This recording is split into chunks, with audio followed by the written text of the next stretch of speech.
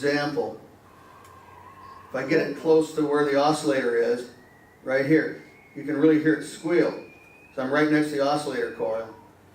Anyway, the whole point is that you can take, just using a transistor radio, and tune it, go ahead and tune it like somewhere around 450 above the received signal. So like I was about 600 or something kilocycles coming in, or the low range, and then you tune it up around, say, 1,000 to 1,100 and anywhere in that neighborhood.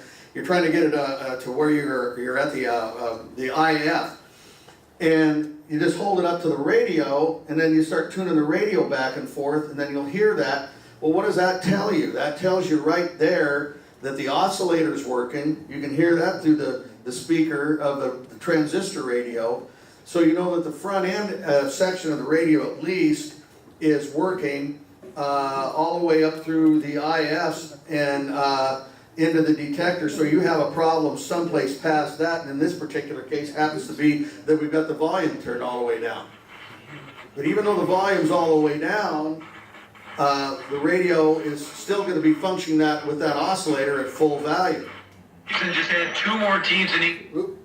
So anyhow, and this is a really nice teaching tool. I didn't cover a whole lot on it other than at some of the waveforms, but it's kind of neat because it shows the antenna, shows where the tuner is, shows what the signals are that you would see pretty much like on an oscilloscope, the IF, where it strips that off, leaves just the audio, and then it can, amplifying the audio, shows the incoming AC, rectified, and then filtered DC on down the line. And then it also shows all the circuitry that's in the radio on this demonstrator. It's an excellent teaching tool and something that we could be using, you know, if we do in fact decide to have a class. So anyhow. Hey, Mike.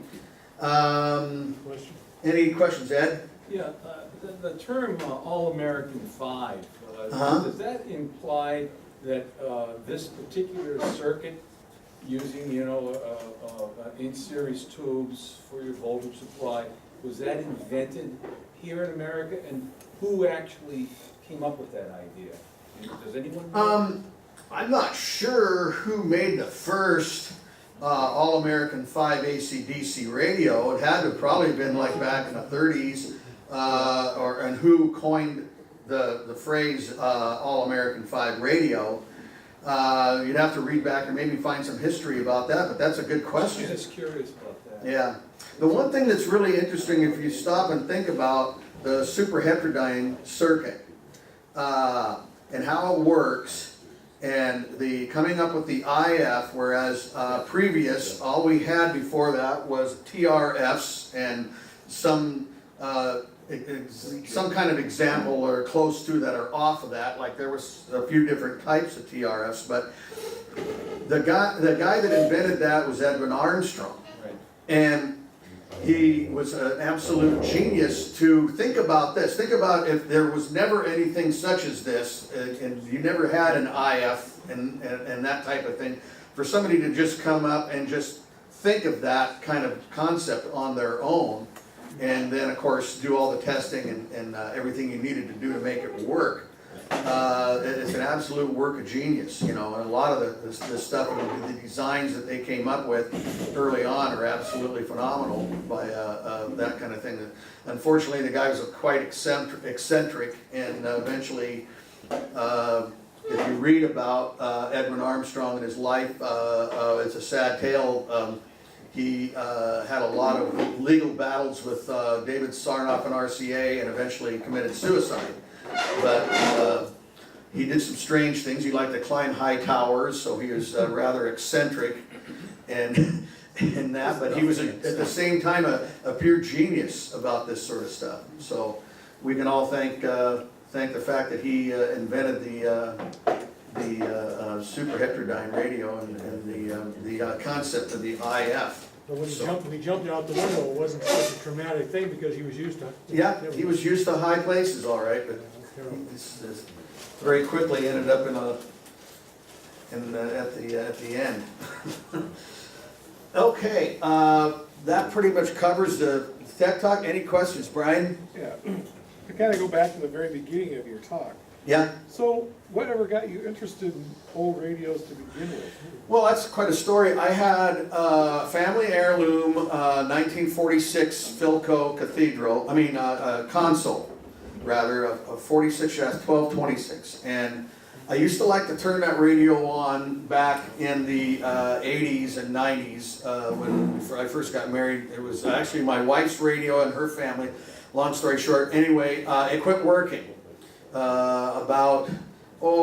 around 2008, about 10 years ago when I first started doing this. I got a hold of a guy back east. You may know him. His name is Mark Oppett, and he has old radio. What the heck is the name of his website? Anyway, he sells a lot of capacitors. He sells a lot of stuff back there, back east. He's out of Michigan, Plymouth, Michigan.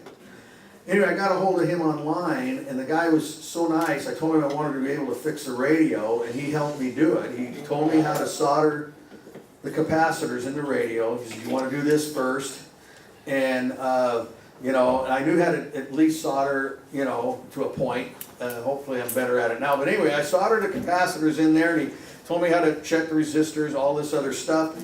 Had no tube checker or anything else. And just basically got that thing playing. And it was like I caught the bug. I go, that was fun, I'm gonna do this again. So that's how I got involved in it. Oh, you still got the radio? Yeah, Okay. yeah, it's our family heirloom, it's sitting in our family room at home. So, it still plays, so. Did he tell you to put your finger on the grid cap? He did talk about that, it's amazingly enough, he said, now, you can, in fact, it didn't play right at first because what I had was a bad resistor. And he says, I want you to touch the tube right here on this pin. And he said, now don't worry, he says, don't touch anything else. And he says, that's the grid. He says, and here, see if you hear a loud growl through the speaker, you know. And I did, and it did.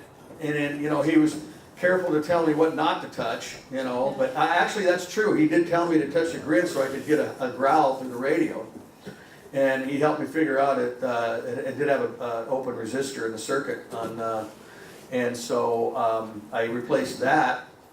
And then I bought capacitors from him for years because of that and because of all of his help. So you did all that via email? Yeah, I did all of that via email. And what was amazing that the guy was willing to help me do it, you know. I thought that was pretty nice because I think he's running a business and probably doesn't have a lot of time. And so I'm very thankful for that and very thankful I got into this hobby, so. Oh, cool. Anyway, any other questions then? Okay, I'll wrap it up. Okay, Mike, thanks again for the tech talk. Thank you, Sonny. Now, if there, Thanks for your help. yes. I think that's a go. Does Yeah. everyone agree on that? Yes. Okay, with this, I like Mike, it, Mike, too. yeah, we right, like that. great. If there isn't anything else, the meeting is adjourned.